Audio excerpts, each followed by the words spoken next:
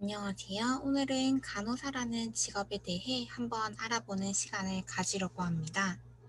간호학과 학생의 시선에서 간호사의 직업에 대해 한번 이야기를 나누어 보겠습니다. 간호사란 사전상의 의미에서는 환자나 어린이들을 보살피는 것이라고 합니다.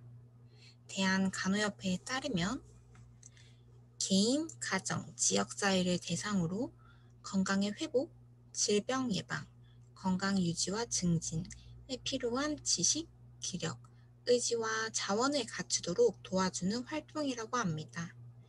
여기까지의 정의로만은 아직 추상적인 부분이 있기에 조금 더 구체적으로 간호사가 하는 일에 대해 알아보겠습니다. 간호사의 역할은 크게 수집, 진단, 계획, 평가로 이루어집니다.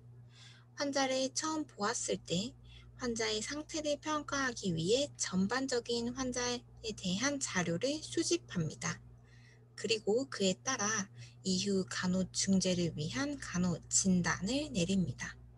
중재에 따라 환자, 즉 대상자가 회복하기 위해 구체적인 수행 계획을 세우고 그에 따라 수행을 한 후에 환자의 상태가 나아졌는지 여부를 평가하는 것입니다.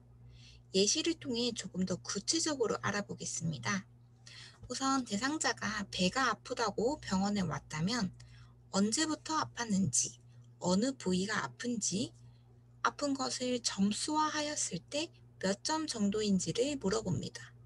그리고 혹시 숨쉴 때와 같이 증상을 악화시키는 행위가 있는지도 알아봅니다. 이와 같은 정보를 토대로 현재 증상의 진단을 내리고 그것의 관련 요인, 즉, 어떠한 요인 때문에 해당 증상이 발생했는지를 알아봅니다. 이는 요인을 알아봄으로써 해당 요인에 대한 중재, 즉, 해야 하는 간호를 조금 더 구체적으로 알 수 있기 때문입니다.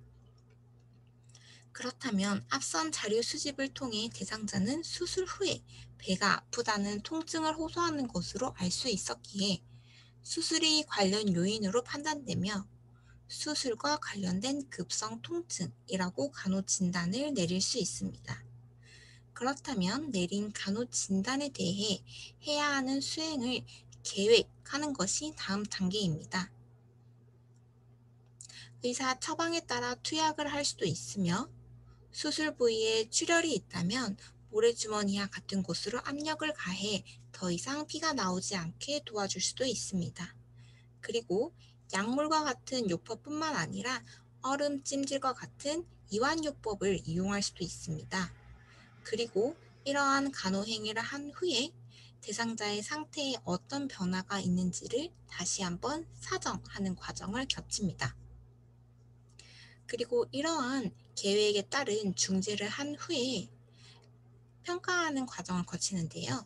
이제 배가 얼마나 더 아픈지, 앞서 5점이라고 이야기를 했을 때 그 점수보다 아픈 정도가 줄었는지에 대해 물어봅니다. 그리고 또 다른 불편한 곳이 없는지도 물어볼 수 있습니다.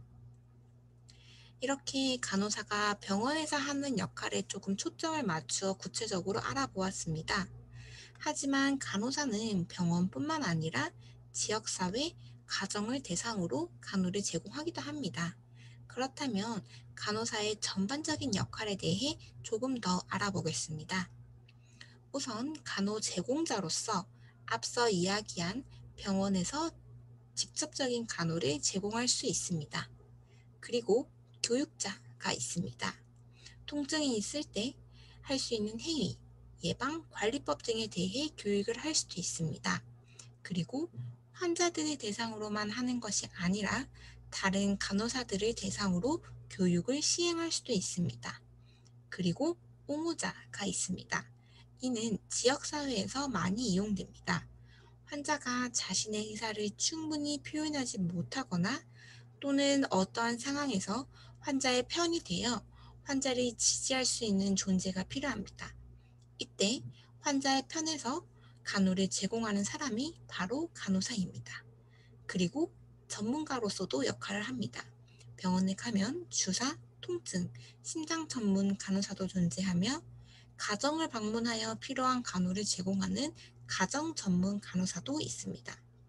이렇게 간호사는 다양한 역할을 하며 또 간호에는 다양한 개념을 가지고 있습니다. 크게 함께하는 존재인 인간, 질병을 앓지 않고 건강히 사는 건강, 가족 사회 속에서 살아가는 환경, 그리고 간호, 이렇게 네 가지의 개념을 가지고 있습니다. 간호사라는 직업에 대해 해당 영상을 통해 조금 더 알 수 있었길 바랍니다. 들어주셔서 감사합니다.